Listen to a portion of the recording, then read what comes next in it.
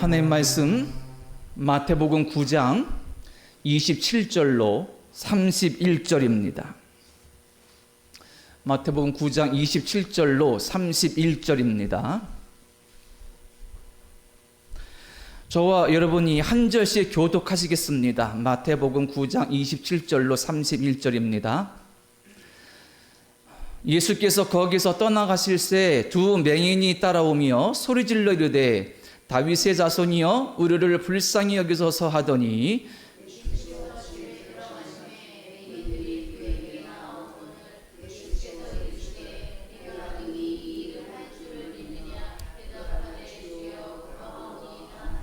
이에 예수께서 그들의 눈을 만지시며 이르시되 너희 믿음대로 되라 하시니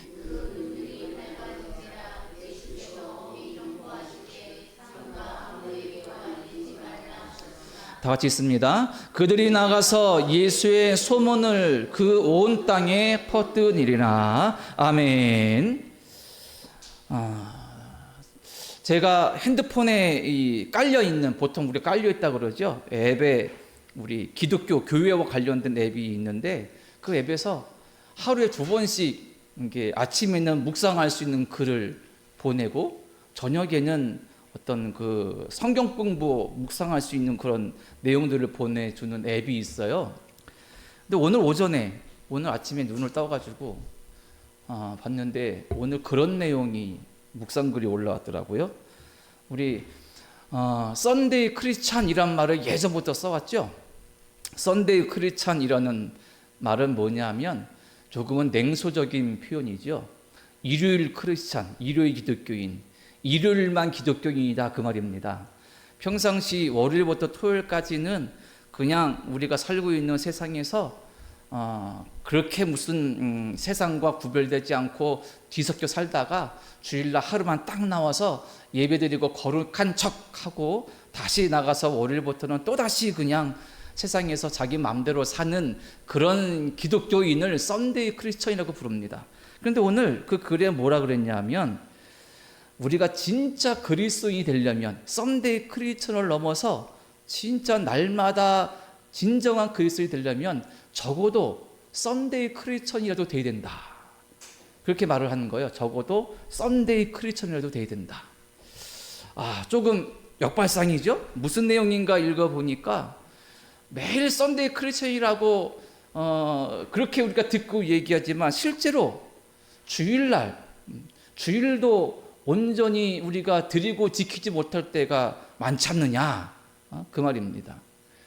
우리가 일주일에 하루도 구별하지 못하여서 온전히 구별하지 못하여서 예배를 드리지 못하고 그리고 이 예배에 집중하지 못하고 전심을 다하지 못하고 이 주일 예배 하루만이라도 하나님을 생각하고 사랑하고 섬기고 드리고 헌신하지 못하는데 무슨 나머지 6일을 말할 수 있겠느냐. 그러니 우리가 진정한 그리스도인이 되려면 예전부터 썬데이 크리스천 조금 냉소적인 의미로 써왔지만 먼저 우리 한 첫걸음이 주일날만이라도 진짜 그리스도인이 될 수 있는 그런 성도가 진짜 그리스도의 출발점이다. 그런 내용이었습니다.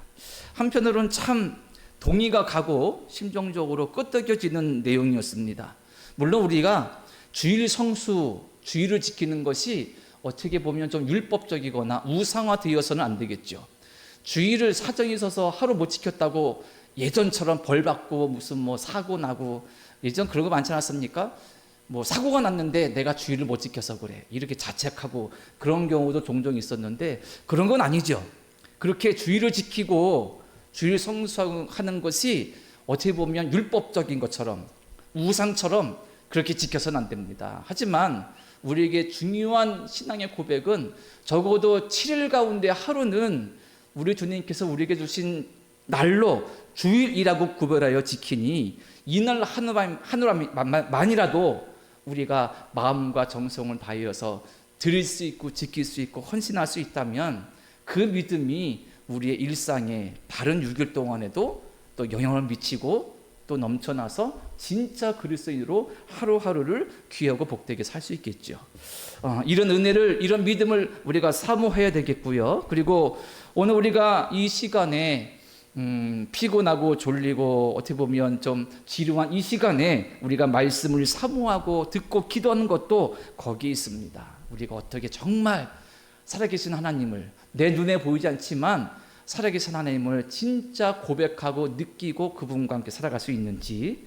자, 오늘 겟세마네 기도회 12번째 시간이고 예수님이 기적으로 마태복음을 따라가는 시간으로 11번째 시간입니다. 그리고 오늘 제목을 삼으면 시각장애인을 고치시다. 성경에는 맹인으로 나오지만 요즘 시대에 적당한 말로는 시각장애인이 좀 더 옳은 표현이라고 할 수 있겠죠. 그리고 지난달 우리가 앞부분을 보았습니다. 뭐냐면 예수께서 한 관리의 죽은 딸, 마가복음과 누가복음에 따르면 이 한 관리의 죽은 딸을 살리셨는데 거기서는 마가와 누가에서는 누구라 했냐면 회당장 야이로의 딸이다 그랬습니다. 그래서 다른 성경 보면 예수께서 이 회당장 야이로의 딸을 살리실 때 그 소녀의 손을 잡고 뭐라고 그러셨죠? 달리다굼 그러셨잖아요. 소녀야 일어나라. 이렇게 우리가 살리신 것을 봤습니다. 그런데 예수께서 이 회당장 야이로의 딸을 살리시려 그 집에 가실 때에 중간에 한 여인을 만나죠. 12회를 혈루증으로 고통받던 여인. 그래서 예수님의 겉옷자락에도 만지면 내가 낫겠다. 그런 믿음으로 예수님께 다가와서 예수님의 겉옷자락을 만졌던 여인. 그래서 한 사건 속에 두 가지의 기적을 보면서 예수님은 그 누구라도 어떤 처지와 형편이 있더라도 긍휼히 여기시고 사랑하시고 함께하시고 치유하시는 분이시다. 그래서 우리 또한 회당장 야이로처럼 그 혈루증 앓던 여인처럼 예수님의 겉옷이라도 찾고자 하는 간절하고 사모한 믿음이 있다면 우리의 삶도 우리의 마음도 우리의 여러 가지 기도 제목들도 응답되고 치유될 것이다. 그런 것을 우리가 함께 나누었습니다. 오늘 우리가 읽은 말씀은 이제 여기서 이어지는 말씀입니다. 오늘 말씀에 두 사람의 시각 장애인이 나옵니다. 자, 주님께서 가실 때에 이들이 소리질러서 예수님을 부르는 거예요. 자, 본문 27절, 28절 보면 이렇게 말합니다. 예수께서 거기서 떠나가실 새 두 맹인이 따라오며 소리질러 이르되 다윗의 자손이여 우리를 불쌍히 여기소서 하더니 예수께서 집에 들어갔음에 맹인들이 그에게 나오거늘 예수께서 이르시되 내가 능히 이 일을 할 줄을 믿느냐 대답하되 주여 그러하오니이다 하니. 아멘. 자, 두 맹인이, 두 시각장애인이 예수님이 갔을 때 예수님을 따라오면서 막 소리 질렀습니다. 뭐라고요? 다윗의 자손이요. 다윗의 자손이요. 우리가 많이 들어보지 않았습니까? 대표적으로 어디서 들어봤습니까? 예수님께서 예루살렘 성에 입성하실 때에 수많은 사람들이 자기의 겉옷을 길가에 깔고 종려나무 가지를 흔들고 깔면서 뭐라고 예수님께 소리 질렀죠? 호산나 다윗의 자손이여 찬송하이로다. 자, 다윗의 자손. 먼저 기적의 의미를 살펴보기 전에 이 다윗의 자손이여라는 것의 의미를 좀 살펴볼 필요가 있어요. 자, 이 다윗의 자손이란 말은 당시 유대인들이 통속적으로 그냥 전통적으로 사용해 오던 말입니다. 누구에 대한 말이냐면 오실 메시아에 대한 표현이었어요. 자, 우리가 아는 것처럼 하나님께서 보내실 메시아는 다윗의 후손으로 온다고 믿었고 성경도 우리에게 그렇게 말씀해 주시고 있습니다. 그런데 우리가 지금 다윗의 자손 예수님이라고 부르는 것과 유대인이 부르는 것에는 차이가 있다는 거예요. 우리가 예수님을 그렇게 부를 때 하나님께서 약속하신 다윗의 후손에서 메시아 그리스도가 오시는구나. 그런데 당시 유대인들이 다윗의 자손 할 때 메시아가 다윗의 후손에서 온다는 말과 더불어 이런 의미가 담겨 있어요. 다윗의 자손으로 오실 메시아가 우리 이스라엘을 세계 최강대국이 되게 해주시겠구나. 그 메시아는 이 땅에 와서 예수님처럼 사랑과 구원의 메시아가 아니라 정치적 군사적 메시아로 로마를 박살낼, 이방인들을 다 심판할, 그래서 이스라엘 나라를 세상에서 가장 높은 나라, 가장 최강대국으로 만들어서 우리가 그렇게 바벨론에 로마에 수모당했던 것들을 다 갚아주셔서 우리를 높여주실 그 리더가 다윗의 자손 오실 메시아다 이렇게 믿은 거예요. 그러니까 이 다윗의 자손이라는 표현에는 그냥 들으면 은혜스럽지만 조금 묵상해 본다면 부정적인 측면을 보면 아주 이스라엘의 배타적인 민족주의가 담겨져 있는 말이기도 합니다. 그리고 또 신앙적으로도 이기적인 표현이죠. 왜? 유대인, 이스라엘의 사람인 유대인만 하나님의 나라로, 하나님의 사람으로 구원받고 높임받을 사람들이기 때문에 거기에 담겨진 표현이 다윗의 자손인 거예요. 이러한 생각이 오늘날까지 이스라엘 사람들에게 이어지고 있죠. 그걸 우리는 이 시대에 뭐라 부르냐면 시오니즘이라고 부르는 겁니다. 시오니즘. 시온은 예루살렘의 고어입니다. 고어. 그러니까 지금도 시오니즘 그러면 이스라엘이란 나라가 아주 강력한 강대국의 나라 되고 유대인들이 다 회복되어지고 그런 것을 꿈꾸는 이 이념이나 신념주의가 시오니즘 아니겠습니까? 이런 의미에서 오늘날까지 이 다윗의 자손의 어떤 부정적인 의미로 보자면 시오니즘까지 연결될 수가 있는 거예요. 그런데 두 명의 시각장애인이 이런 의미로 예수님을 부르고 있는 거예요. 다윗의 자손이여 우리를 고쳐주소서 막 소리 지르면서 쫓아오고 있는 거예요.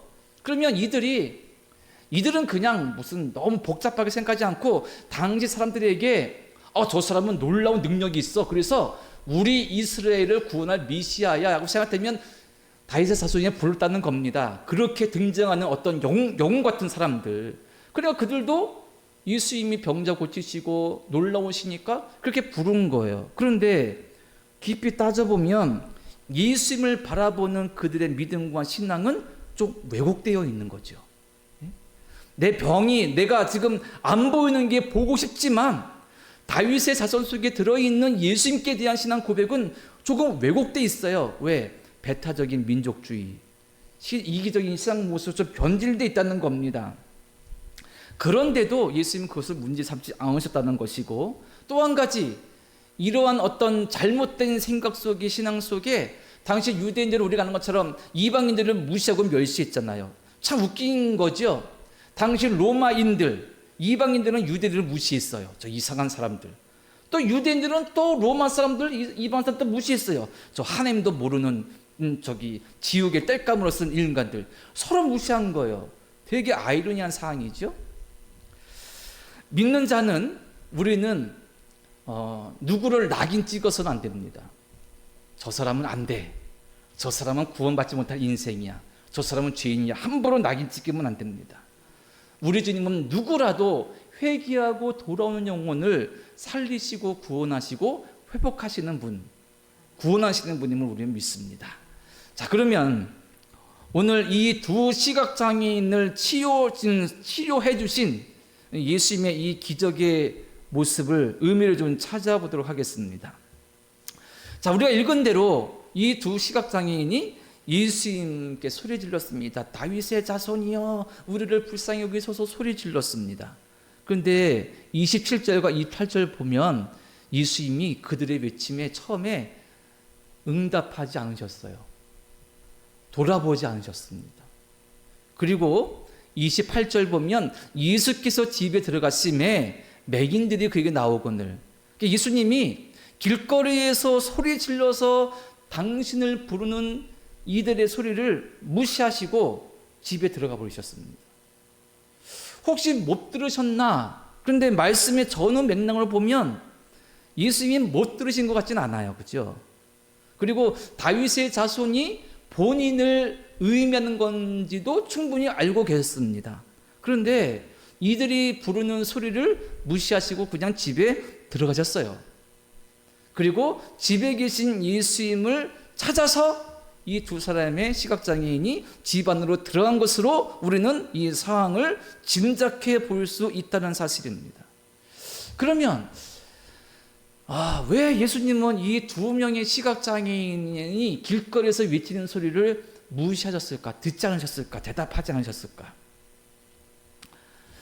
혹 우리는 이렇게 말할 때가 있죠. 어린아이 같은 질문이긴 하지만 전지전능하신 하나님이 우리의 모든 것을 다 아는데 우리가 왜 굳이 기도해야 되느냐? 우리가 기도하지 않아도 하나님이 다 알고 계시지 않느냐? 예수께서 산상수에서 말씀하신 것처럼 우리의 머리털까지 세신 우리 하나님께서 전지전능하셔서 내게 무엇이 필요하고 내 기도 제목이 무엇이고 내 형편이 어떠한지 다 아시거든요. 때문에 우리가 굳이 주저리 기도하지 않아도 하나님은 우리의 모든 것을 다 알고 계시는 분이다. 그러니 그만 눈물 쏟아가면서 소리 지르면서 기도하지 않아도 된다. 하나님이 아시니 들어주실 것 아니냐. 이렇게 생각하는 경우가 있습니다. 자, 에스겔 36장 37절에 이런 말씀이 있습니다. 한번 들어보시기 바랍니다. 주 여호와께서 이같이 말씀하셨느니라. 그래도 이스라엘 족속이 이같이 자기들에게 이루어 주기를 내게 구하여야 할지라. 내가 그들의 수요를 양떼같이 많아지게 하되. 아멘. 자, 중요한 부분을 제가 다시 읽어드리면, 그래도 이스라엘 족속이 이같이 자기들에게 이루어 주기를 내게 구하여야 할지라.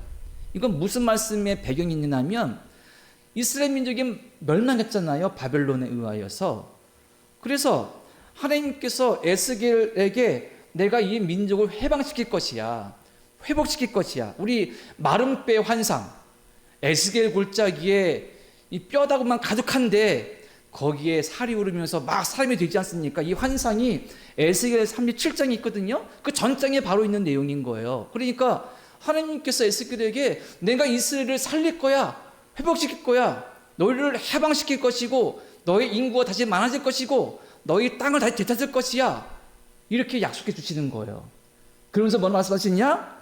그래도 이스라엘 족속이 이같이 자기들에게 이루어 주시기를 내게 구하여야 할지라. 하나님이 다 아시는 거예요, 형편의 처지를. 이스라엘 지금 망했어요. 집도 없습니다. 아무것도 없어요. 포로로 끌려갔습니다. 여기 도망갔어요. 예루살렘은 멸망했습니다. 이스라엘 멸망했어요. 그런데 하나님께서 내가 너희를 다시 회복시켜 줄 것이야. 그런데 하나님께서 그래도 너희는 내게 구해, 내게 기도해, 이렇게 말씀하시고 있거든요. 이건 무슨 의미일까요? 하나님은 우리 사람의 마음을 원하신다는 겁니다. 우리의 마음을 몰라서가 아니라, 우리가 기도하지 않아서가 아니라, 기도하지 않으면 응답 안 하신다는 것이 아니라, 기도 많이 하면 응답하신다는 것이 아니라, 마음이 하나님께 향하기를 하나님은 원하신다는 거예요. 우리의 형편이, 우리의 처지가, 우리의 여러 가지 모습들이 아무리 좋고 힘들고 어려워도, 반대로 좋아도 하나님은 그것을 가지고 당신께 나아가고 기도하는 그 마음의 진심과 본심을 하나님은 원하신다는 사실인 겁니다. 예수께서 이들의 두 시각장애인의 그 외침, 그걸 무시하고 그냥 집으로 들어가 보셨다고 가정해 보자고요. 그리고 그들이 굳이 예수님을 따라 들어왔어요. 그리고 예수님께 묻지 않습니까? 내가 능히 이 일을 할 줄을 믿느냐? 이 믿음의 저는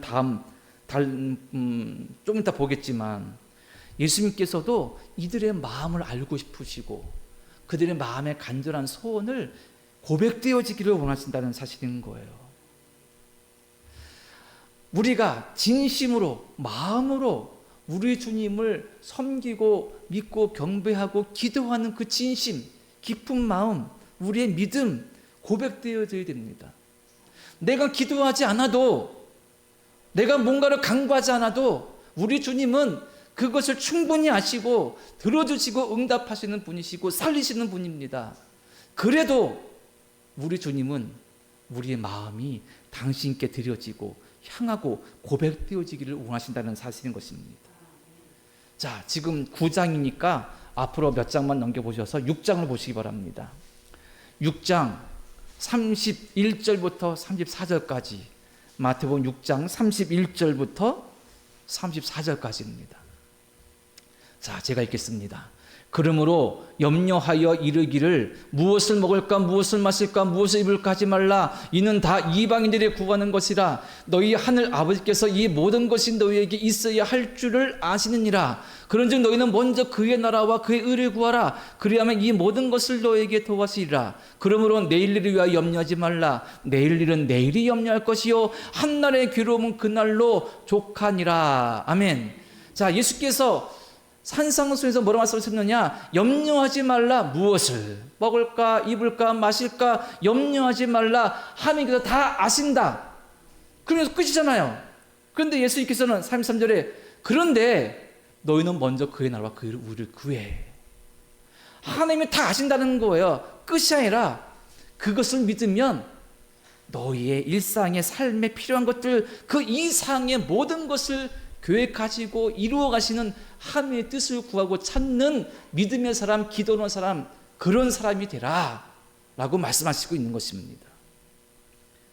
예수님의 마음이 이 두 시각장애 향해서도 향하고 있는 겁니다. 너희의 처지 형편을 내가 안다. 그리고 그 마음이 정말 얼마나 간절한 건지, 너희의 진심인지, 내가 얼마나 나를 신뢰하고 의지하고 있는지, 내게 나오길 원하는지 예수님께서 그것을 바라보시고 알기를 원하시는 것입니다. 또 한 가지, 자, 이들은 길거리에서 예수님께 소리 질렀습니다. 그런데 지금 만남의 장소는 집안으로 바뀌었어요. 여기도 의미가 있습니다. 이들이 예수님과 독대한 거예요. 길거리에서 예수님 만난 것은 수많은 사람들이 둘러싸겠죠. 그런데 집안에서 예수님이 만나심으로 이들은 예수님과 1대1로 만날 수 있게 된 것입니다. 여기에는 왜 이렇게 하셨을까? 여기에는 다른 의미도 우리가 예측할 수 있어요. 왜냐하면 31절에 보면 그들이 나가서 예수의 소문을 그 온 땅에 퍼뜨리니라. 이들이 앞을 보자 소문을 퍼뜨렸어요. 그런데 3절에 예수께서 뭐라고 하셨습니까? 삼가 아무에게도 알리지 말라. 두 시각장애를 고쳐주시는데 예수님께서 너희 소문 내지 마 그러셨거든요. 이것을 신학적인 말로 미시아 비밀이라고 부릅니다. 왜냐하면 예수님은 아직 당신의 때가 되지 않았다고 말씀하셨습니다. 예수께서 십자가에 죽으실 그 때가 아직 안 되셨기 때문에 사람들이 예수님 할 때 저 예수란 분은 메시아 같은데 기적을 행하는 사람이야. 야 가자. 이렇게만 예수님께서 사람들에게 알려주시는 것을 원치 않았습니다. 그래서 내가 너희를 고치었다. 그런데 그거는 소문내지 마. 아직 내 때가 되지 않았어. 나는 단지 사람들이 원하는 것만 막 해주는 그런 존재가 아니야. 이것 때문에 비밀로 허락했거든요. 이것을 메시아 비밀이라고 부릅니다. 이것이 하나가 이유될 수 있어요. 예수께서 이들과 독대하신 것이. 하지만 또 하나의 의미도 있습니다. 그건 뭐냐면 우리의 믿음은 어디서 드러나느냐 하면 예수님과 1대1로 있을 때 드러나는 겁니다.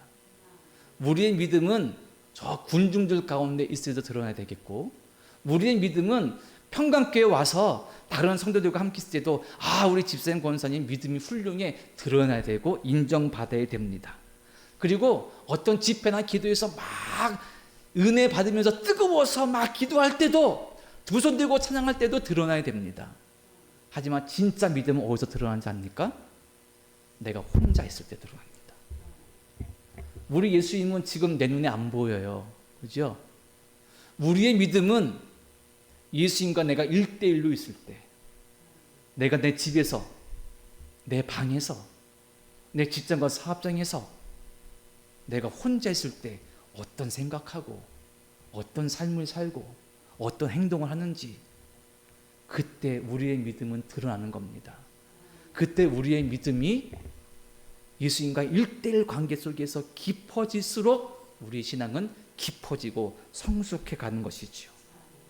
때문에 사람들 어떤 모임 여러 가지 자리 속에서 내 믿음도 드러내는 그런 믿음이 필요하지만 그 믿음의 원천은 예수님과 1대1 관계 속에서 성숙되어질 때 우리 믿음이 능력을 얻고 자라날 수 있는 것임을 우리는 잊지 말아야 됩니다. 자, 마지막입니다. 오늘 말씀의 핵심은 누가 뭐라 그래도 믿음입니다. 자, 28절, 29절 한번 읽어보겠습니다. 자, 28절, 29절 함께 읽어볼까요? 자, 시작. 예수께서 집에 들어가심에 맹인들이 그에게 나아오거늘 예수께서 이르시되 내가 능히 이 일을 할 줄을 믿느냐? 대답하되 주여 그러하오나이다 하니 이에 예수께서 그들의 눈을 만지시며 이르시되 너희 믿음대로 되라 하시니. 아멘. 자, 예수께서 이들의 눈을 만지시면서 뭘 하셨습니까? 보여라! 이렇게 하지 않으셨어요. 이제 보일 것이다! 하지 않으셨습니다. 뭘 하셨습니까? 믿음대로 되라. 믿음대로 되라. 그러니까 이들이 이 앞이 안 보이는 시각 장애가 치유되든 안 되든 그것의 가장 중요한 요소는 뭐냐면 그들의 믿음이 있다는 것입니다. 예수님께서 행하시고 안 하시고 가장 중요하지만 예수님의 그 행하시는 놀라운 능력을 성취되도록 하는 것이 그들의 믿음에 달려 있다는 거예요. 그래서 믿음이 중요한 거죠. 또 한 가지, 여기에 과연 예수님이 이들의 육적인 눈만 띄워주시는 게 목적이었는가? 우리가 예수님의 기적을 지금 11번째 보고 있는데 반복 띄워지는 기적의 의미가 뭐였습니까? 예수님이 중풍병자를 고치던 누구를 살리시던 예수님은 그 기적만이 아니라 그 기적 속에서 영적 의미가 담겨 있잖아요. 구약적 배경에서 시각장애, 그러니까 앞을 못 보는 것은 불신앙과 연관되어 있다는 겁니다. 앞을 못 보는 육신의 장애는 비유적으로 영적으로 믿음이 없는 불신앙의 상태에 비유된 것입니다. 지금 이 시대에 그렇게 사용하면 문제가 되겠으나 구약 시대에는 그렇게 비유가 됐다는 거예요. 그러니까 예수님은 이 앞을 못 보는 두 시각 장애인이 육신의 눈을 뜨게 하시면서 그들의 육신의 눈뿐 아니라 그들을 통해 그들뿐 아니라 그들을 보는 사람을 통하여서 영적으로 진리를 구원의 빛을 보게 만드시기 위하여서 이 기적을 행하셨다라는 것입니다. 참 중요합니다. 우리가 육신으로 멀쩡하게 다 앞을 보고 있으나 이것보다 더 중요한 것은 우리가 영적으로 우리의 빛이 되시는 예수님을 보고 있느냐, 느끼고 있느냐, 그분을 바라보고 있느냐, 신뢰하고 있느냐, 더 중요하죠. 요한복음 9장에 거기도 한 시각장애인이 나와요. 그런데 9장 한 장 전체가 이 사람에 대한 이야기거든요. 근데 이 사람이 참 여러 가지 에피소드를 만들어냈습니다. 먼저는 제자들이 예수님 보고 예수님 저 사람이 앞이 못 보게 된 것은 부모 죄 때문입니까? 본인 죄 때문입니까? 이렇게 시작해서 막 죄인 논란이 일어나고 결국 예수님께서 침을 뱉으셔서 진흙에 이서 눈에 발라주시죠. 이것은 당시 어떤 치유의 행위였어요. 예수께서 말씀하시기를 실로에 가서 씻으라. 씻었으니 보였습니다. 그랬더니 사람들이 이 사람이 나면서부터 앞을 못 보는 사람한테는 다 알고 있거든요. 그러니까 바리새인들이 서기관들이 와서 너 누가 고쳐진 거야? 예수라는 사람이 나 이렇게 해서 낳고 해줬는데요. 그 사람 누군데? 나도 잘 모르겠습니다. 너는 누가 생각하는데? 글쎄요, 그런 사람이면 메시아 아닐까요? 너 그 사람 메시아를 믿는 거야? 이 못된 놈, 이런 식으로 나가는 거예요. 나중에 막 이런 에피소드 가운데 예수님이 그 영 만나셔서 내가 너를 치유해 준 사람이다 이렇게 말씀하실 때에 이 바리새인 사기꾼 나와서 막 시비 거는 건 예수님께. 그 예수님이 뭐라 그러시냐니까 그들에게 너희가 차라리 앞을 못 본다 하면은 죄가 없겠는데 너희가 본다니까 오히려 죄다. 이게 아주 심각한 깊은 말씀인 거예요. 바리새인들은 멀쩡히 앞을 보고 있어요. 육신의 눈으로. 그런데 그들은 착각하고 있어요. 율법을 알고 율법을 철저히 지켜서 그들은 하나님을 본다고 생각하고 있는 거예요. 그래서 앞을 못 보다가 눈을 뜨게 된 그 사람 보고 막 뭐라고 책망하고 있는 겁니다. 네 죄가 있고 막 그런 거예요. 너를 고치는 사람 너 어떻게 생각해? 막 이런 겁니다. 예수께서 그들의 모습을 보고 너희가 눈은 멀쩡한데 너희가 본다고 안다고 하니까 차라리 너희가 죄인이다. 차라리 보지 못합니다. 그러면 죄가 없을 텐데. 이 말씀은 어떤 의미냐 하면 결국에 예수님께서 원하시는 것은 요한복음 9장도 오늘 말씀도 믿음을 원하시고 있습니다. 진짜 진리를 보는 눈, 진짜 하나님을 볼 수 있는 눈, 진짜 내 눈에 안 보이지만 예수께서 나의 구주라는 그 진리, 그리스도에 대한 구원의 고백을 고백할 수 있는 그 영적인 눈, 마음의 눈, 믿음의 눈을 우리에게 요청하고 계신 겁니다. 그렇다면 내가 그분께 대한 그 믿음의 고백으로 제가 주님을 봅니다. 제가 주님을 나의 글쓰로 고백합니다. 주님 감사합니다. 제가 주님만을 찬양하고 주님만을 의지하고 살겠습니다. 이 믿음의 고백이 있다면 예수께서 원하시는 이 기적이, 행하신 기적이 진짜의 기적이 되는 것이죠. 단지 눈만 뜬, 육신의 눈만 떠서 시력을 보게 되는 기적이라면 예수께서 원하신 기적의 전부가 아니라는 것입니다. 예수께서 원하신 기적의 행위는 영적인 눈까지 이들이 정말 예수님을 보고 하나님의 구원의 진리를 보게 만드신 것입니다. 마지막으로 한 이야기만 드려도 말씀을 정리하겠습니다.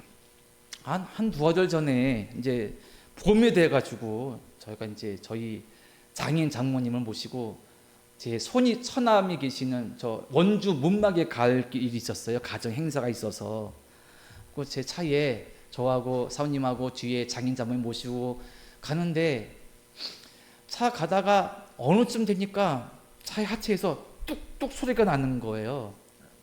그전에도 조금 뚝뚝 소리가 났었는데 보통 한겨울이 지나고 조금 날이 좀 푸근해지면 차들의 또 하체에 있는 고무 버킹이라고 그러죠. 그런 것들이 조금 풀리면서 뚝뚝 소리가 나기도 하거든요. 가지고 그런가 보다 했는데 소리가 너무 나는 거예요. 너무 무서울 정도로. 그리고 이러다가 차가 가다가 멈추고 무슨 무너지는 거 아닌 정도로 온 사방에서 뚝뚝뚝 소리가 나는 겁니다. 그래서 그때 또 4월인가 5월이었는데 또 더위도 막 해가지고 틀었는데 에어컨도 잘 안 되더라고요. 가지고 고생을 했는데 집에 와서 카센터 가가지고 한번 점검 받아보고 어쨌든 해야겠다. 근데 제가 다니는 카센터가 저쪽에 이제 신대방역 근처에 있는데 저희 지방의 한 교회 목사님 교회 옆에 있는 카센터입니다. 그런데 그 사장님이 교회는 안 나오시지만 그 목사님과 친하셔서 많은 교회가 목사님들 글로 차를 고치러 가요. 그런데 이분이 너무 정직하고 너무 정비를 잘하시는 분이에요. 가서 얘기를 했어요. 사장님, 제가 이러저러 해갔는데 하체에서 온갖 소리가 한 군데가 아니라 여기 조인트, 여기 쇼바라는 말은 그건데 일본 말인데 온갖 데서 다 났는데 어제 좀 봐주세요. 했더니 하고 나중에 와서 보니까 그 사진 말씀이 그런 거예요. 목사님, 하체 제가 봤는데 너무 좋은데요? 상태가 너무 좋다는 거예요. 차가 너무 좋다는 거예요. 그럼 그 소리는 뭐냐 하고, 그럼 옛날 말로 그냥 구리스 좀 칠해주세요 이렇게 마디마디마다. 요즘 차 그렇게 안 한다는 거예요. 구리스 칠할 필요 없다는 거예요. 그래요? 제가 다른 정비사 모르겠는데 그분은 말은 믿겠어요. 맞습니다. 근데 지금 소리가 잘 안 나요. 그러니까 왜 나는지 모르겠어요. 그런데 그때는 차가 금방 막 무너질 정도로 온갖 잡소리가 막 나는 거예요. 그리고 한 몇 주 전에 자동차 검사를 맡았어요. 근데 차가 이제 오래되기도 했고 키로수도 많아서 이제 조금 염려되는 부분이 있긴 있는데 어쨌든 검사를 통과했습니다. 그런데 검사해주는 분이 설명해 주면서 고객님 여기에 엔진 오일이 좀 누유되고 있습니다. 그리고 미션하고 엔진하고 연결된 부위에 누유가 좀 있어요. 이렇게 났더라고요. 네. 그리고 지난주에 엔진 오일을 교체하려고 그 정비소 가가지고 그 사장한테 보여줬어요. 검사만 들어갔더니 이렇게 얘기하더라고요. 확인해 주세요. 누유가 좀 있답니다. 좀 있다가 이제 다 가셨어요. 그리고 그분 말씀하시기를, 목사님 그 정도 아무 상관없어요. 그냥 타세요. 이 정비사 사장님 말을 믿어야 될까요? 말아야 될까요? 저는 그 정비사 사장님의 말을 100% 믿습니다. 아무 걱정 안 하고 타요. 왜냐하면 그분은 정말 믿을 만한 분이에요. 믿을 만해요. 제가 이 말씀을 드리는 이유는 뭐냐면 우리가 가진 믿음이 이런 것과 비슷하다는 겁니다. 예수님이 두 시각장애인에게 믿음을 요청하셨습니다. 믿음을 확인하기 원하신 겁니다. 마음의 진심을 확인하기 원하셨습니다. 눈을 만져주시고 보여라 아니라 믿음대로 될지어다 이랬습니다. 예수님은 뭘 원하셨냐 하면 내가 너희의 앞을 보게 하고 육신의 눈뿐 아니라 영적인 눈을 보게 하여서 진리가 무엇인지, 구원이 무엇인지, 하나님이 누구신지, 내가 누구인지를 알게 하는 영적 눈을 띄게 하는 존재라는 것. 그리고 너희가 나를 믿을 때에 너희의 삶, 인생, 고통, 슬픈 좌절 속에서도 너희가 믿음으로 일어날 수 있음을 믿어라 라는 그 믿음을 예수께서 요청하시고 있는 것이라는 얘기입니다. 우리에게 이 믿음이 필요한 겁니다. 하다못해 카세타 정리자 사장 말도 철석같이 믿는데 우리가 왜 예수님을 못 믿느냐? 우리가 예수님이 나의 구세주요, 나를 살리신 분이라면 나를 인도하실 것이요, 나를 온전히 살게 할 것이요, 나를 하나님 뜻대로 살게 하고 합당하게 영광되도록 할 것이요, 죽지 않고 굶지 않고 은혜 가운데 살아갈 수 있게 하실 줄로 믿습니다. 이 믿음이 우리에게 있기를 간절히 바랍니다. 그것을 위해 기도해야 됩니다. 그것이 예수님의 기적을 일으키는 가장 중요한 요인 중에 하나입니다. 우리가 우리 마음대로 예수님의 기적을 우리가 만들 수는 없지만 예수께서 주님만이 하십니다. 저는 주님만은 신뢰합니다. 이 믿음 있는 영혼에게 기적을 베푸시는 것입니다. 이 짧은 말씀의 내용이 핵심이 그것입니다. 우리가 그 믿음을 위해서 기도해야 될 줄로 믿습니다. 주님, 저에게서 믿음 주세요. 단지 육신의 눈 뜨는 것, 육신의 욕구, 육신의 욕망, 육신의 필요만이 아니라 영적 필요, 영적으로 내가 가져야 될 것, 보아야 될 것을 보고 주님이 신뢰하는 믿음으로 내 삶을 살아갈 수 있는 은혜를 주세요. 믿음 주세요. 기도해야 될 줄로 믿습니다. 오늘 이 시간 우리가 잠깐 동안 또 함께 기도드릴 때에 나의 믿음을 위해서 기도하시고 주님, 내 육신의 필요를 넘어서 육신의 눈을 넘어서 영적 눈을 띄워주시고 영적인 믿음, 그 믿음의 시야로 예수님 바라보면서 살아서 내 삶이, 내 가정이, 내 삶의 자리가 복되게 하여 주시옵소서. 그리고 내 가족에게도 그런 믿음 주시옵소서. 이 교회에 그런 믿음의 사람들이 넘치게 하여 주시옵소서. 기도하시기를 간절히 바랍니다.